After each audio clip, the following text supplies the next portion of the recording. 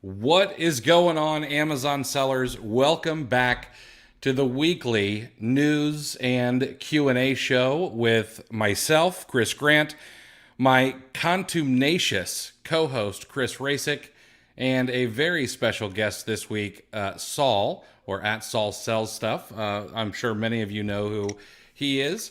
This week we've got some news.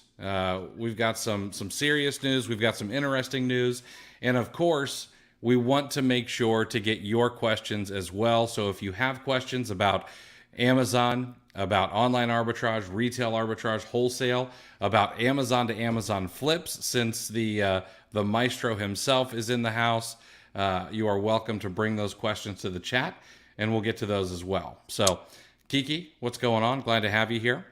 Guys, how are you guys doing this week? Doing good. Good. I made the fatal error of falling asleep on the couch as a middle-aged man. So I feel like I put in a 12-hour shift on the chain gang. But Right. other than that, I'm good. I hear that. I took my first nap yesterday in months, and it was wonderful. But it was in a bed, not on a couch. And on a couch, I'd still be there. So you guys might know from Chris's name this week that there is some news about Nike. It seems, as of right now, maybe yesterday or so, that Nike is gated to sellers who have not been ungated in the brand. I know that I checked about 40 different ASINs this morning, and I was ungated in all but two.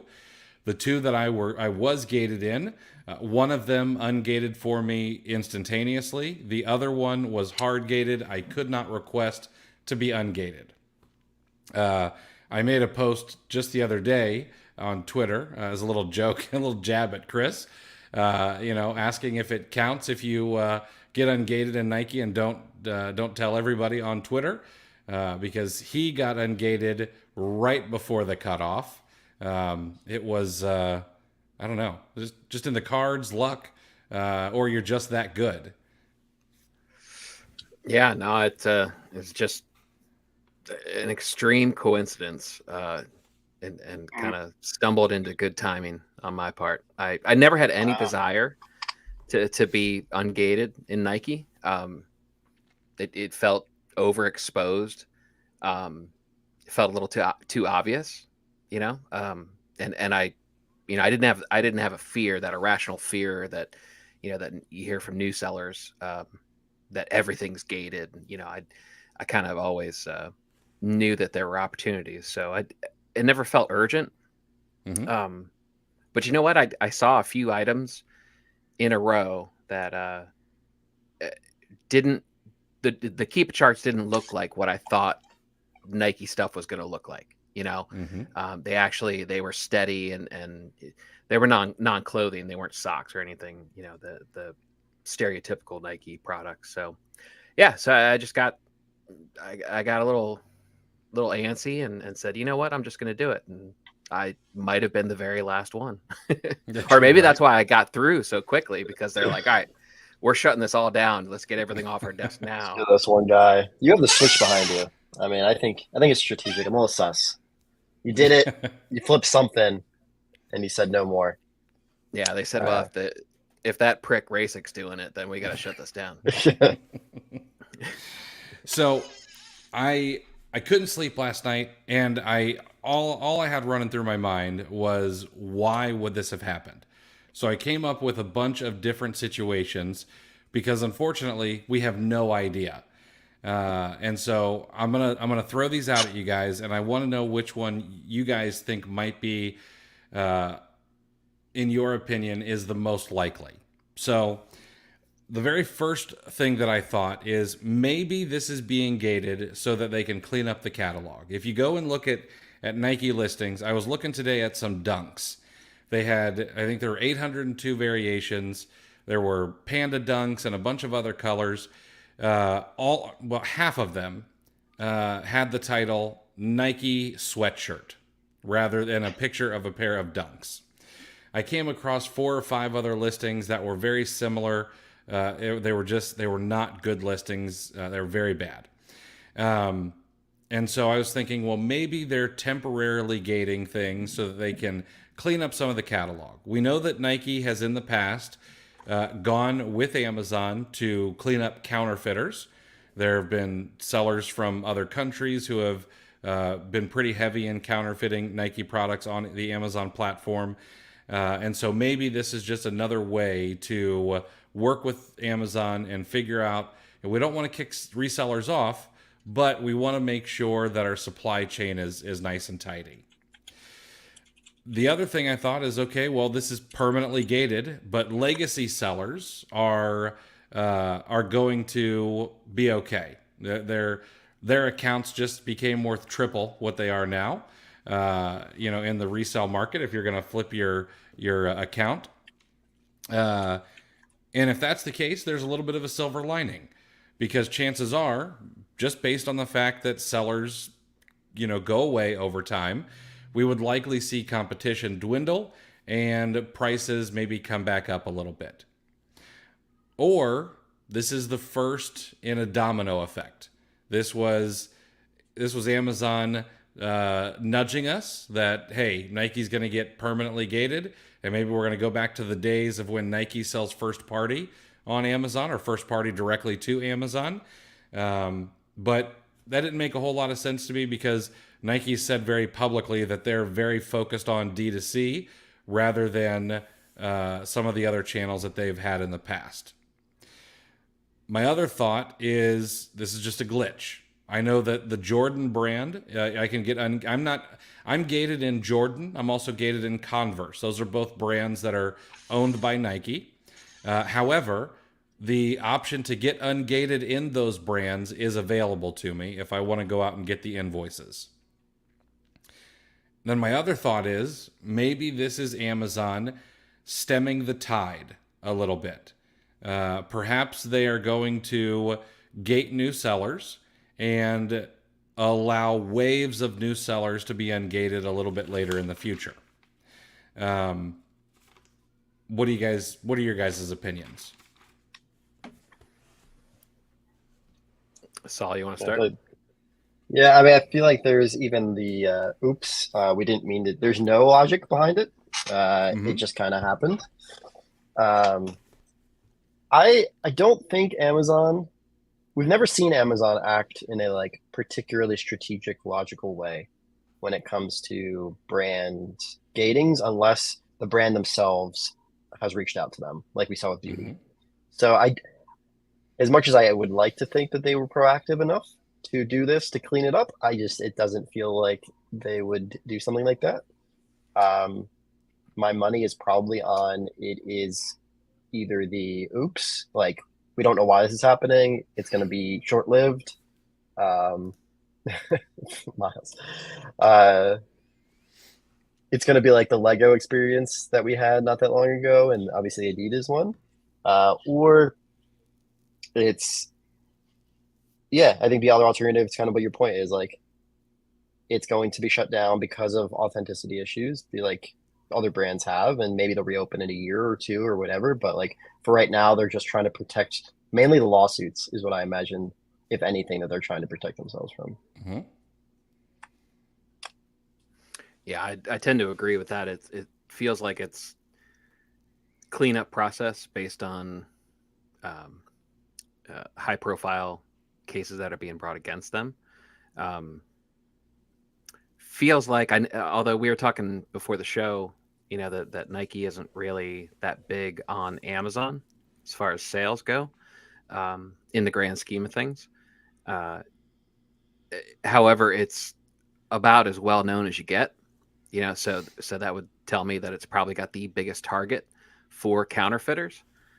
So I imagine that it's very high in the ranks of popular counterfeited, however you conjugate that. It's probably one of the more popular brands that have pirated stuff out there. However, there might be something to Nike coming back in, because as of like the end of last year, early this year, there were reports that Nike's planned the D2C, direct to consumer campaign hadn't gone as planned. Mm-hmm. And they were bringing wholesalers back in, and they were cutting costs. Numbers were upwards of cutting $2 billion in costs. So I think this may be a cut their losses, proactively kind of reinstating some of the old supply chains. That would be interesting.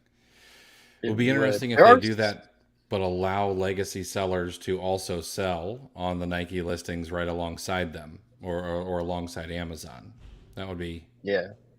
We did see maybe 3-4 months ago, there was a slew of Nike listings that came in stock with Amazon with Mhm. anywhere from 500 to 1,000 pairs. So it wasn't like a randomly found one old seller's stock that got lost. It felt like either they got new stock or the entire warehouse appeared in front of them that they forgot about. Mhm. So maybe we could argue that maybe a test run, because it was a variety of different SKUs across shoes and clothing.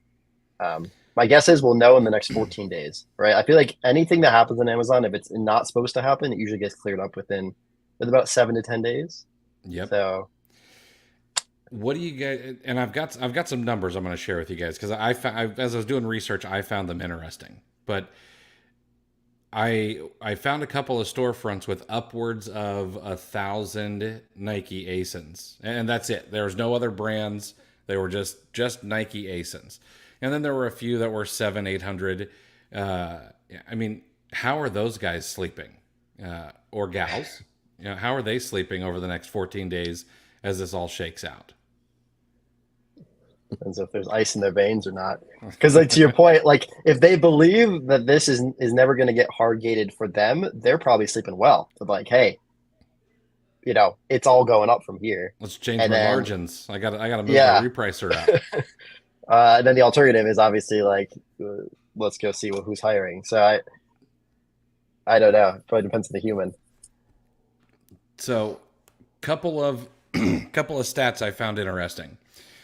According to SmartScout, Nike is the 6th largest brand in its category. They run, according to SmartScout again, about $50.2 million of revenue per month on Amazon. Now we know that Amazon does not 1.54. They do $574 billion a year in gross revenue in the U.S. marketplace. So overall, not even 10%. Well, I'm not going to do, never mind. Cut that. I'm not doing public math. It's a small percent of Amazon's revenue. Okay. Their average price is higher than all of the brands that are larger than them. Their average price is about $121.5 or $121.50. The average number of sellers is 5.5 across all their listings. And their estimated volume is around 886,000 units per month sold. I went ahead and I looked at all of the brands doing more than 10 million per month in that particular category, and I pulled out the brands that also sell shoes. Adidas, Skechers, Under Armour, New Balance, Brooks, Asics, Crocs, is this Saucony or Saucony? I don't know how to pronounce it properly. Clarks, Merrell, Vionic, and Puma. All of those brands do 10 million or more per month, according to SmartScout. And only one of them has more average sellers per listing than Nike, and that is Brooks. Brooks is running at 6.9, according to SmartScout. All of the rest of them were 3 or under. And then I went in and I looked at the total amount of products available from Adidas and Nike. Adidas is the largest brand on Amazon. I looked at all of the products that are ranked 1 million or less over the last 30-day average. And Amazon's been out of stock 100% or more over the past 90 days. 100% over the past 90 days. Nike has 128,980 listings. Adidas has 231,170 listings. there's plenty of room if you can't get Nike. Yeah, I feel like I just went to school. It was like showing up to a quiz and I didn't study. But those were interesting. I mean, I would not have guessed some of those brands you mentioned being bigger. But Skechers, like Bionic, for example. not all of them are. Nike is number 6. The ones that are Okay. bigger are Adidas, Skechers, Under Armour, and New Balance. Hmm. And then Amazon Essentials was number 5. Yeah, I'm a huge Skechers fan. As far as for reselling goes, it's not really an edge. That's unknown. So by all means, go out and source Skechers. But you can get very good margins. When I was sourcing Meyer back in Ohio, Skechers was the best. Yeah. Their clearance on Skechers were amazing. All right. So we've got some questions. We'll get to those here in a minute. Sorry, Chris, I think I cut you off. No, I was just going to say the NBA playoffs started, and Joel Embiid is actually sponsored by Skechers. He wears Skechers basketball shoes. No kidding. Interesting. Yeah, I saw that S on a close up, and I had to text my son to verify it. And yeah, him and I can't remember who the other player is. There's two. I have an interesting Joel Embiid story. I went to the 76ers play the Magic, and my son got to go play basketball on the court after the game. And Embiid was standing there talking to a few people afterwards. So Wyatt's jersey is signed by Embiid. Oh, nice. That's cool. He is he's my favorite player, probably of all time, that I enjoy watching him cry when they lose in the playoffs. As a Celtic fan, I get immense joy out of every year. It's not officially NBA season until Embiid's crying walking down the tunnel. Oh, that's so funny. Speaking of you being a Celtics fan, I've got a great intro for the podcast tomorrow, just for you. All right, so we'll get to your guys' questions. Again, I want to make sure we've got a lot more people here than when we started. If you guys have questions, make sure to ask them, and we will make sure to get you guys answered. But we've got a couple of other pieces of news. One that I found particularly interesting, and I shared it in last week's newsletter, but I wanted to talk about it today. But the Wall Street Journal came out with an expose called Amazon's Secret Project or Operation to Gather Intel on Rivals. Apparently, Amazon has a company called Big River Services International. They sell about $1 million a year of goods through e-commerce marketplaces, including eBay, Shopify, and Walmart, under brand names such as Rapid Cascade and a few others. This Project Curiosity was built to obtain pricing data, logistics information, and a bunch of other information about rival e-commerce marketplaces. Now, of course, they said, well, benchmarking is totally legal, and they're not wrong, but benchmarking is typically for publicly available information, like ordering a product from another retailer, seeing what the price is, how long it takes to get to you, and that kind of thing. Not things that they hide behind paywalls or seller logins or things like that. One of the interesting things was there's, of course, a big typo on their website for Big River Services International. The people listed on Big River Services International's website show on LinkedIn that they work for Amazon. So, this wasn't like there wasn't some genius, master plan to make sure this was hidden from the public. And in a couple of public UK documents, they list Amazon and Amazon attorneys as the owner of Big River International. And apparently some people inside said, well, we didn't think anybody would actually read those. So the other interesting thing is, of course, they had a major focus on Walmart. And in the U.S., they started selling by buying merchandise from Seattle retailers that were holding going out of business sales.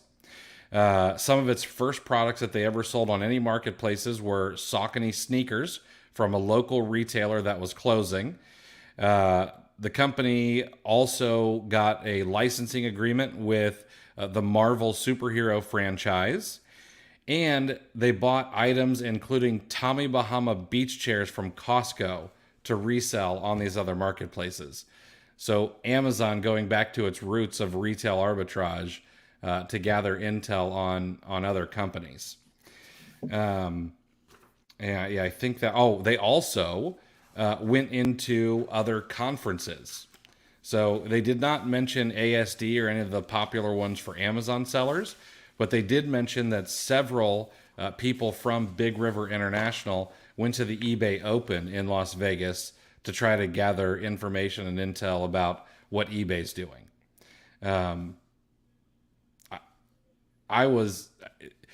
The story from Wall Street Journal reads like one of those. It's like a documentary or maybe even like a bad TV movie, or actually sort of reads like a one of the CNBC shows about the bad guys who commit financial crimes. So, have you guys read it, or what do you think about it? I haven't read the full thing. I got the gist of it. I laugh about Big River. Like I was trying to come up with other ideas that other companies could use as knockoff. Like I couldn't. What's a synonym for wall? Like Walmart could. Is it that big a deal? I mean, I know they did it like it's like showing up at from who's the Chris Hansen? Is that him? Yeah. I mean, they're treating it like they caught him on the door, on the doorstep with a 6-pack of Smirnoff Ice or something. I mean, it's there have been secret shoppers. Like do hairstylists not get their hair cut by a different salon? Do restaurant owners not have a meal at a competitor just to sample it? I mean, it's not like they infiltrated, got jobs, so that they could infiltrate company files. Right? I don't know. Am I just desensitized? Is this a big deal? I totally agree with the first one. I'm curious though. They were actively selling in the markets. I don't know the TOS or what you sign the seller agreements when you sign up for Walmart or eBay. I've never read them in full. I would be curious if there was language in there that would indicate that maybe you shouldn't share certain things with quote unquote, competitors. But I also agree. I don't think this is a huge deal. I think it's to be expected. I would be surprised if Walmart and eBay weren't doing something similar. I almost be disappointed in them.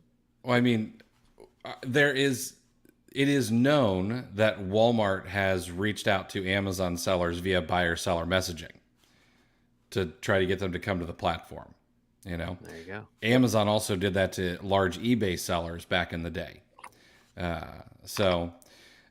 This article does say that they quoted some business attorney at some university that said, "Oh, well, this could be corporate espionage." But I mean, I'm sure that you could probably buy anyone lunch and they'd be willing to go on record to say that. Yeah, I don't know. I don't think it's that big of a deal either. It's just fascinating. These hit pieces, they're always a good read. Yeah, I'm kind of impressed they arbitraged. They didn't just take it from their stock. Right. Yeah. Or from your stock. From my stock. We're just gonna borrow this from Saul. We're just gonna borrow this from Saul and sell it. They do it all the time. Listen. I really hope there were some backroom meetings, like employee staff meetings. Like, okay, let's gather. Let's share all the recon. And I hope, just for karma's sake, that they had just ranting and raving about Vero violations on eBay. Like, like my account health, or I used to be a top rated seller, and this is going to hurt my metrics. And I just hope there were head bashing against the wall in back rooms. Oh, that's great. All right, let's answer a couple of questions. Of course, we've got about 200 people here, so if you have questions, make sure to drop them in the chat. We're going to get to them over the next 20 minutes or so. But Jerry says, my question is this. If there are, say, 10 sellers on a listing that require compliance documents for button batteries, does each and every seller have to submit these documents? So I can't say with 100% surety, but if this is anything like CPC documents for toys in the past, chances are only one seller is going to have to submit those documents, and then they're going to be fine. Yeah, I had 3 at one point when I checked, and then I checked the other day, and now I'm down to 2. Nice. And I certainly didn't, so I didn't do anything. So it is my favorite problem-solving strategy is just stick your head in the sand and ignore it. I've been doing that for years. I think I have 31 currently. I've had upwards of 50 of the toys in the past. I've never once submitted a document. I've also never had a toy sent back to me for not submitting the document. So nice. They often actually go past the date. Like they'll say like you must submit it by June 1st, and then I'm still selling in August, and it's still sitting there, and no one submitted it. So. The next question is from Zan. Any tips for A2A, but from third-party FBA sellers? I'm going to go ahead and let you take this one, Saul, because this is your wheelhouse. Sure. So tips specifically, I guess we'll start at the top. You can do it. You just got to do it safely. So like you would source any new retailer, you're a little bit safer with Amazon third-party because we have a track record of those invoices working for you if problems arise. But what I wouldn't do is just buy from any retail, like any third-party seller, send it to a prep center and have no one kind of quality check it. Do due diligence up front, make sure the seller has decent reviews, ideally has more than one review, look through the other products, just make sure it feels right. And then once the product arrives, obviously look at it, make sure it's real, new, etc. But we've successfully beat, I think, every claim, including Section 3, with third-party A2A invoices. Interesting. I would not have expected that. Yeah, the rep. I wasn't on the one that called, but I talked closely with the person that did it successfully, and the rep had a puzzled look on their face. Supposedly, was a little kind of questioned if this is actually the invoice here, like why from Amazon, and he explained it, and they were like, okay, I guess it's fine.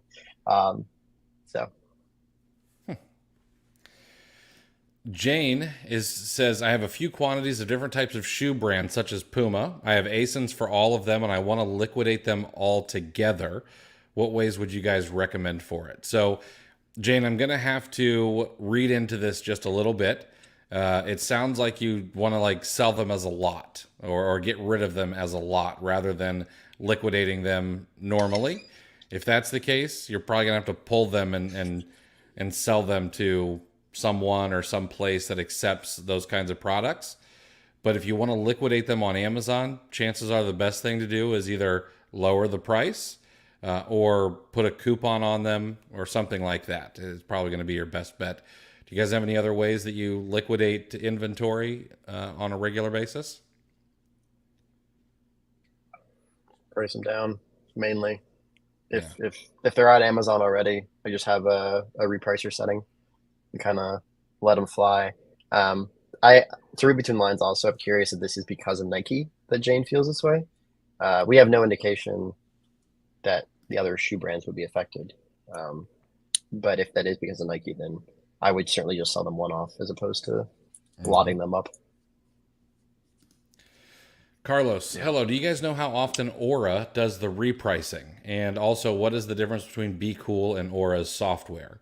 So Aura is what's known as an instant repricer. That means on Aura's side, they can reprice every single second. However, they're bottlenecked by Amazon's API. So, Amazon limits how often you can make calls. But Aura also has something called hyperdrive, and you can choose a certain number of ASINs, depending on what plan you're on, to have faster repricing than the Amazon bottleneck. Now, I don't know what kind of magic that they were able to conjure up or who they were able to, figure out a workaround with, but they're able to. Now, they can't do it for all of them. You only have a set number you can do that for. Be Cool, I have not used them in years and years, so I can't tell you. I know that if you go with one of their cheaper plans, it's going to be a rules-based plan rather than have the ability to have AI.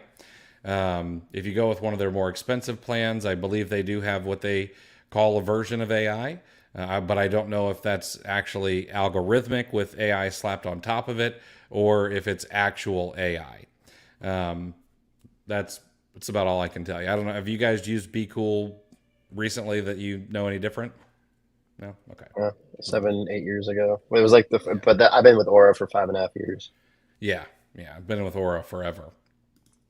Has anyone talked about Nike not accepting new sellers? Yes, we have. You'll want to go back and watch the very first part of this. We threw a ton out there. Do you guys submit retail invoices as proof of ownership when inventory gets lost in shipments? Yeah, absolutely. Yep. Just give them as much information as you can. You give them your retail invoices. You can print off your packing slips if you have uploaded those. You can send them if you drop off at UPS. You can send them your slips from the UPS store with the weights on them. I know some people take pictures of their boxes. Not many people are going to do that, but if you have them, send those in. It's about all you can do. Bill, if you're ungated in Nike, would you wait to send in a new FBA shipment or just carry on? I mean, if I've got the inventory, I'm probably not going to return it. I'd probably just send it in. I might slow down on buying over the next week or so just to see how things shake out. But I've got this feeling that if Amazon was going to gate people who are already ungated, it would have just all happened in one fell swoop, or we would have gotten that email, hey, you've got 30 days to sell out of your inventory. So, yeah. I just got ungated. I'm buying like crazy. What do you got? I don't know what these... But I agree. Like, there's no reason for them to sunset it like this for certain sellers. I mean, yeah. Have they ever employed that strategy on anything else? Especially considering the lack of an email. I've never seen anything get gated without an email warning first. Some of the warnings were very short. You've got 2 days or you've got a week, but I've never seen anything get gated without that. Yeah. Pete, in the comments, there's a good point. Yeah. What's that? Adidas did that. It's a good point in the chat. I don't think Adidas sent out notice. True. But that seems like it was a legitimate glitch, right? I think it's not. Everyone could fixed, go in and get ungated, which is the surprising part. Like the Lego glitch that we had and the Pokemon glitch that we had, they reversed that for people even if you didn't resubmit. This one's been long enough where it's interesting that they haven't done anything. Yeah, interesting. Yeah, Adidas was one I've never been ungated. I've never sold an Adidas product ever. Let's see here. Any new changes to Storefront Stalker Pro? As of right now, no, but we do have a lot of things in the works. We actually just had a meeting about that the other day. So yeah, it depends. Depends how much you know already. New is all relative. I mean, We've added some things since launch. So if you haven't tried it out since we launched, there's some new cool stuff there. But nothing new in the last 2 to 3 weeks. Yeah. So I found a tweet from a guy by the name of e-commerce Jack that I found really interesting.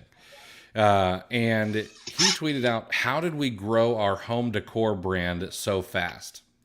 And he went on to say that when Pier 1 went bankrupt, they started wondering internally how they could make money off that news. So the trademark had value, but the trademark went for $20 million. If I'm not mistaken, the guy with all the books behind his Lamborghini bought it. Ty Lopez bought the trademark for Pier 1. Buys everything at once. And of course, they didn't have $20 million lying around. So what they did instead is they started looking for people on LinkedIn who worked for Pier 1. And they started messaging them. And they offered them $10,000 for their supplier list. And one person gave it to them. Mm-hmm. So they had all of Pier 1's suppliers that they could reach out to and get accounts with now that Pier 1 was not going to be ordering with them, or at least whoever the new owner was not going to be ordering in the same volume as they had been in the past. Now, we could argue the ethics of this. You know, is it ethical to bribe someone who whose career has just been flushed down the toilet with a company that's going bankrupt? But it was genius. And I believe they call that third party severance. I think so. I thought it was genius, and I think that this could be done on a smaller scale. You know, there are plenty of other retailers out there. There are probably plenty of other people, you know, who work for retailers, things like that, that would probably be open to a smaller bribe for supplier information. I'm not suggesting it because I'm not 100% sure where I fall on the morals of it. But I did find it really, really interesting. Yeah, I will. I'm going to publish a list of every company I've ever worked for on Twitter, and feel free to contact me. My DMs are open. I will give you everything I know. And you know, the ethic. Why are we not talking about the ethics of whether that's a list that former employee is allowed to sell? I mean, I think the bigger ethics question is: was there an NDA? You know, like how did their employment close? You know, what were the terms? I don't know. I mean, why can't you offer that kind of information? You know, like Pier 1's not going to use it anymore, obviously. Right. You know, I mean, it's an expiring business model. Like, you know, why wouldn't you scrap out the parts? You know, I mean, the company itself was doing that. You know, they didn't own any of the real estate. It was all leased, but they did own trademarks and things like that. And they sold those off to try to satisfy collectors. So seems like they just weren't smart enough to part out the piece of their supplier list as well. Yeah. I mean, the argument is that it's not his to sell or hers to sell. But to that point, it comes down to like, was there a company that existed when they sold it? Like, had it already gone over, closed, bankrupt, you're fired, not working there anymore, then you sell it, and that's going to come down to the whatever you signed, if that's still valid. I think the offer, though, I don't have any issue with the offer personally. Like, it's not my job to know if it's okay if you sell it or not. But certainly the ethics, I think, fall on the seller. But yeah, I think it's fine. I mean, you see people in the Amazon space with super micro who just say, "Hey, I'm quitting arbitrage. I'm not going to be an Amazon seller anymore." They might do that because they're not profitable, but I guarantee you they have at least one store that they were profitable with. There's information from every seller that's probably worth getting some way, even if it's an ASIN or a store that they particularly liked. Interesting. If that brings up a marketplace idea of the sellers who are leaving. Those are who are OARA. If they've kept a list of past leads, that could actually be more valuable than parting out your printer, their leftover poly bags, all that stuff. Yeah, I mean, I've got 50,000 leads in a database that I think would have some value to someone if I decided to go another direction. Interesting. Yeah, that's a good point. All right. Doug is curious. Are you guys using any tools to figure out what and when to replenish? You guys have any tools that you guys use other than a Google sheet or just looking through your old purchases? I mean, the Amazon, because of the low inventory, fees. The Amazon report is more helpful now. That's in Seller Central. So, it's mainly that, and then Inventory Lab, tracks how many I've ordered, and I have some issues with Inventory Lab keeping accurate representation of what's actually left in stock. Sometimes it likes to screw up, but that helps me. But I also don't do a ton of replens. Yeah, I'm still waiting for the proper tool. I don't think that's been. I don't think it's been nailed down. I end up most of my replens are when I'm going through trying to delete listings and the most productive replen reviews are done when I'm doing admin stuff. Unfortunately, so that market is wide open as far as I'm concerned. I would agree with It's that. a solved issue on the D2C side. Like, this has been solved a million times for brand owners that sell to retailers or on Shopify. So it's interesting that it hasn't really transformed the same way over to Amazon sellers. The only thing I can think of is that with the D2C side, you have the data, so you know what your seasonality is like. You know what you have a pretty good idea of what you should forecast. But on the Amazon side, I guess the big piece of data that you're missing is how much competition there may be on any given day. We've seen listings go from 20 sellers to 50 sellers, and if that's being used as a metric as to how much you should replen, that's where it kind of throws out the kink in the chain. Yeah, I think. Yeah, to me, I guess it'd be less about how much and more about when. I mean, I think if there was a solid system that said, hey, you have under 10 left, we know you've sold through X in the last 90 days. Just those two pieces of information alone, they could kind of proactively be like, hey, nudge, maybe you should buy more because we have this information. And then the third, if Keepa is reporting units sold, 100 units, 200, whatever in the last 30 days, that could also be a variable that would be interesting. It's it's kind of a niche software. I don't think it would ever exist freestanding, but I think it could certainly exist as a package with something else that someone puts out. I have a buddy who built this for himself as a standalone software tool, and I have been nudging him to release it because he says it's really good. But it's just a bespoke piece of software that he had built out. All right. Yeah. Why wouldn't you make just a? No, I'm sorry. No, go ahead. Just a simple tool like an old-fashioned repricer, almost.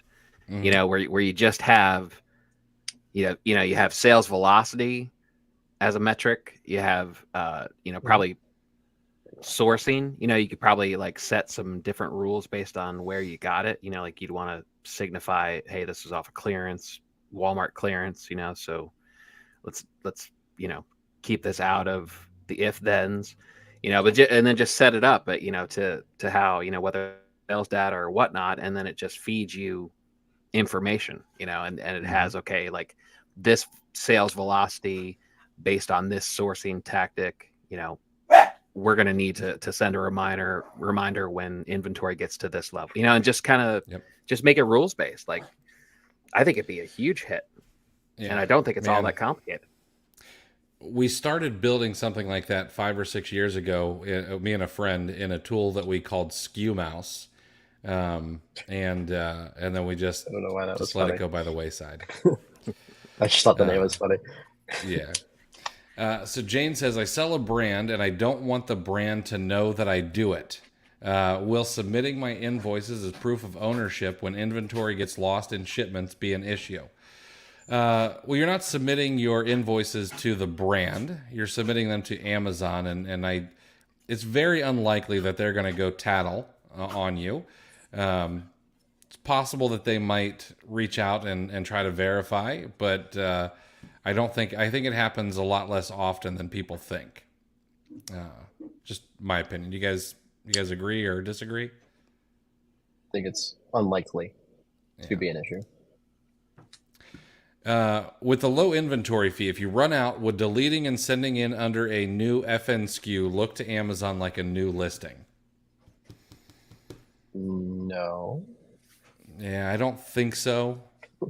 I would imagine that they've figured that out. That was probably one of the first things in their first meetings about this low inventory fee was people are going to delete these things and try to send them Well, back in. you can't change the FN SKU unless it's a new listing entirely or a new seller account, right? That's assigned to you, and it's regardless of how many times you send that product in, it's the same FN SKU that's printed on your label. Even if you close and delete the listing and then come back to it, say Yeah, 3 months later. yeah, it's the same. Yeah. I mean, you can test this, but like if you sold sold on that listing 2 years ago, deleted it and sold it tomorrow, that sticker, that barcode should be identical that you put on your product. Mm-hmm. So what is the function when, like, because I use Inventory Labs, when you buy the same And it ASIN says you from want a to different refund. source, and it gives you the choice to ignore? It's that's the SKU, the internal SKU. Okay. You have there's two SKU lines. You have your FN SKU, and then you have your internal SKU that you can name whatever you want. And I know Bill here is saying, so I mean, if it's changed, that's good information. I've never had a new FN SKU, regardless if I deleted it or not. Interesting. Maybe something we need to test. My instinct says that if you delete a listing and then try to send it in again, let's say 30 days down the road, or whatever, I would imagine that Amazon's got that figured out. I'd like to think they do. That doesn't seem too hard to track. But also, if this is a collective low inventory fee, and it's not based on individual seller inventories, if Amazon's just looking at their overall supply, that the point's kind of moot at that point, right? It would be, yes. Because there's no sense deleting it. I mean, it doesn't matter what FN SKU you use, you're replenishing something that's subject to the low inventory fee. So you're either going to get the inventory back up to where Amazon wants it to be, or you're just going another round. Mm-hmm. Right? That logic stands, yes. Okay. Carlene, what is your number one advice you would give to someone who wants to be successful in selling on Amazon? I'll let you guys answer this first. Saul, fire away. Number one advice you would give to someone who wants to be successful selling on Amazon FBA. I mean, I always think it's a little dependent on your background. It's going to sound very simple, but I do think doing is better than, analysis paralysis is a real thing, right? So I always recommend everyone start with what they own, use books, use electronics, something they have in their house, get it out the door, create a listing. Honestly, I think the hardest part of FBA is like the process of actually shipping the products in.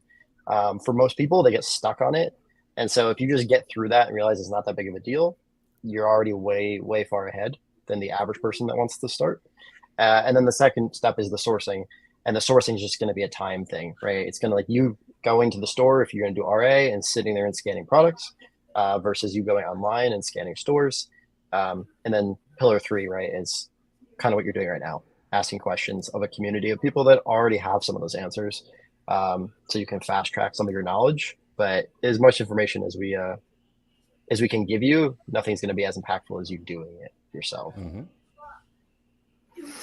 Yeah, I think probably the best advice that I would think, and this is really zoomed out, would be to figure out which kind of personality type you are. Are you an A-type personality who doesn't care about the details and just go, or are you B-type, that's going to overanalyze things and kind of address those weaknesses based on your personality type immediately, right? Because I'm a B-type personality, and I am going to research as a form of procrastination, and I'm going to find a reason to not quite do it yet because I don't quite feel comfortable, blah, blah, blah. So if that's your personality type, then you need to just get going. Like Saul says, just keep it moving. You need to if you're going to read anything, read about the velocity, the speed of money, that sort of stuff, because that's going to give you the key to what you need personally to make this successful. And if you're the A-type personality that doesn't care about the details, start reading some details. Realize that take a take a closer look at the admin stuff, because you're probably glossing over some stuff that you might need as far as like documentation, taking pictures, making sure you have all your backup stuff, because you may gloss over something very, very important that, because you see those kinds of mistakes, you see those two types of people, and then you read these social media posts and they're like, I don't understand. And you can kind of glean what kind of personality they are. And usually it's lumped into a very, very general weakness based on personality type, in my opinion. Yeah, I agree with that. I think one of the biggest pieces of advice that I would have is I see a lot of people who are new come into this space, and they've probably seen a video on TikTok or, a YouTube short. And the reason that this is interesting is because one, it seems easy, and two, the people who are creating a lot of the short form traffic, not all, but some, are like, this is how to get rich so quick, or this is passive income. Neither one of those are true. So you're going to want to extend your timeline. This is something that I think it takes 6 months to get good at. It doesn't mean you should procrastinate for 6 months, like Chris said, and not send anything in and just learn. It's just that I think it takes 6 months to kind of figure out all the ropes, and then another 6 months to kind of really find your groove. So like if you wanted to start an ice cream shop, you wouldn't be like, well, you know what? If I'm not rolling in that ice cream money in 3 months, I'm out. It would be like a 3 to 5 year business plan. And Amazon is no different. You need to extend that time horizon a bit. All right. Of course, now that we're close to the end of this, we've got a bunch of questions flying in. So we're going to try to rapid fire through these. Hey guys, how do you guys do reimbursements? How do you maximize the money you can get back from Amazon in different ways? Any tools you would recommend or any guides about it? Saul, I think you've got a relationship with a pretty good company that handles these, right? I do. Yeah. There's two ways to go about reimbursements. You can do them yourself, or you can hire someone to help you. The process is the same if you do it yourself versus someone else. Someone else just maybe knows how to do it a little bit more efficiently, a little bit better, can get you maybe a little bit more. But at the end of the day, you're submitting tickets to Amazon with all the proof possible to show that either the product is lost or damaged, or the customer switcherooed something and it's just not what you should have received.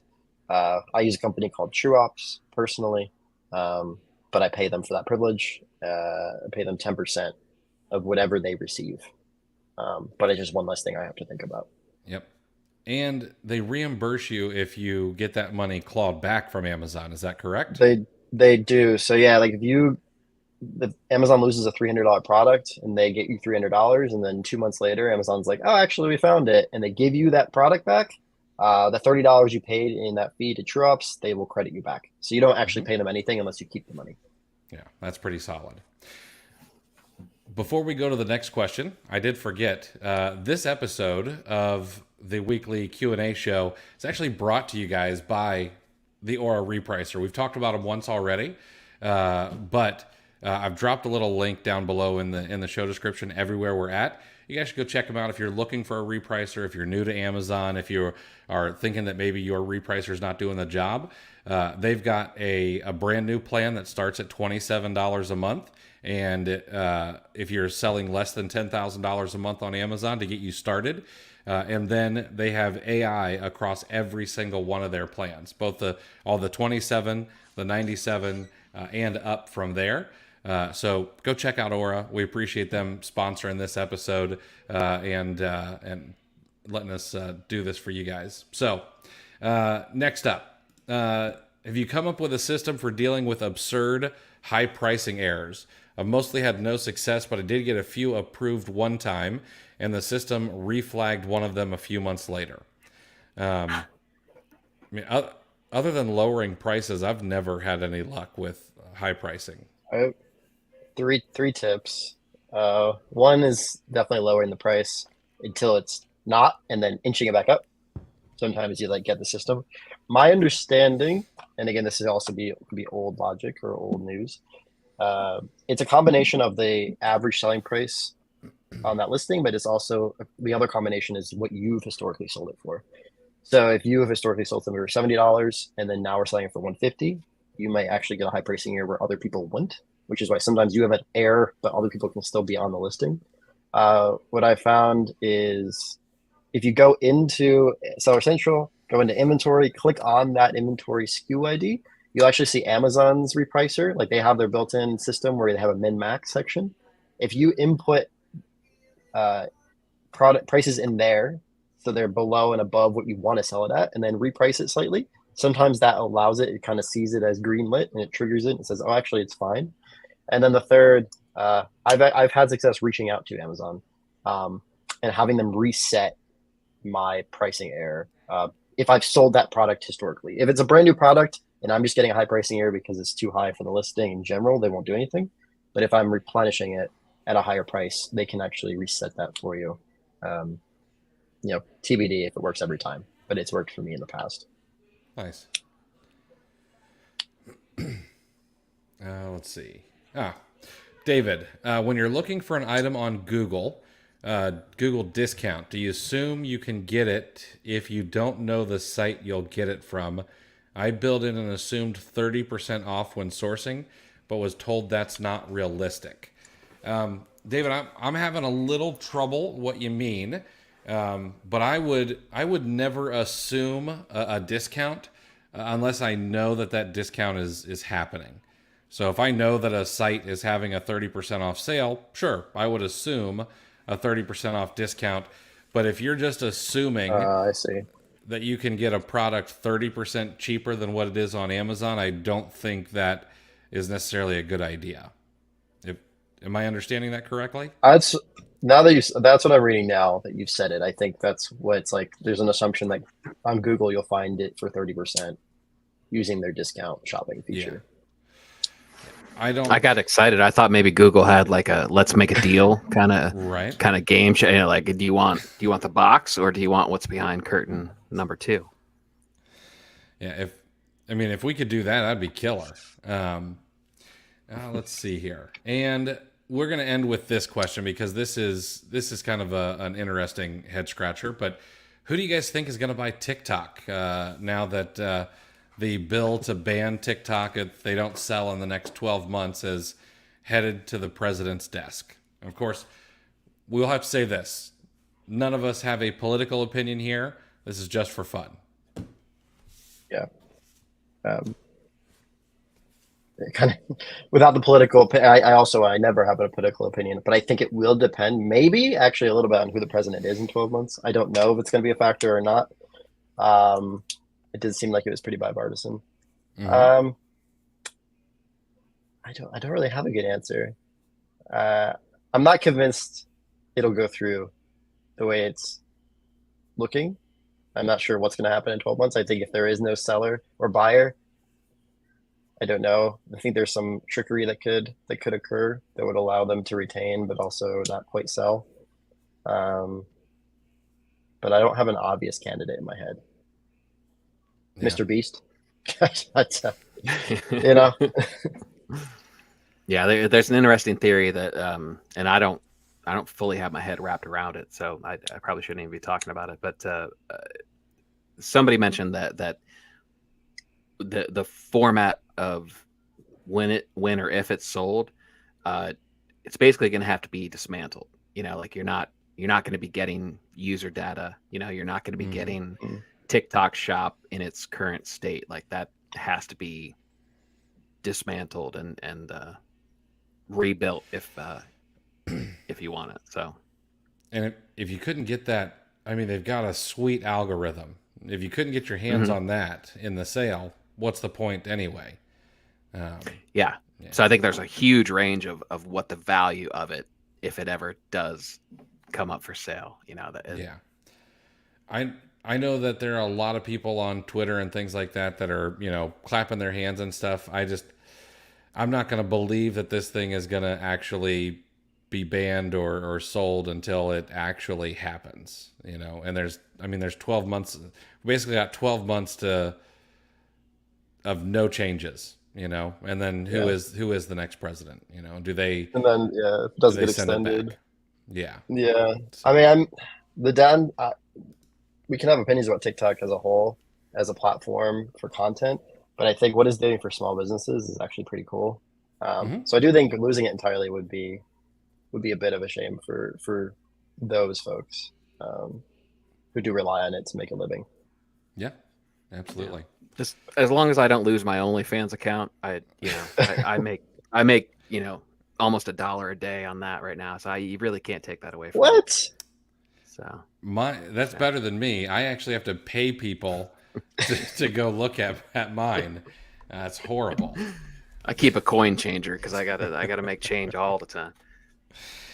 Well, guys, this has been fun. We went about an hour this week, and we'll be back next week. There's 283 of you folks here. We appreciate you guys hanging out with us, listening to our unique sense of humor and our take on the news. And we appreciate you bringing your questions so that we can answer them for you guys. We'll be back next Wednesday at 5 p.m. Eastern to do this all over again with you. And until then, I hope you guys have a great time and good selling. And thanks, Saul, for hanging out with us today, man. I appreciate you. Of course. Yeah. Thank you guys.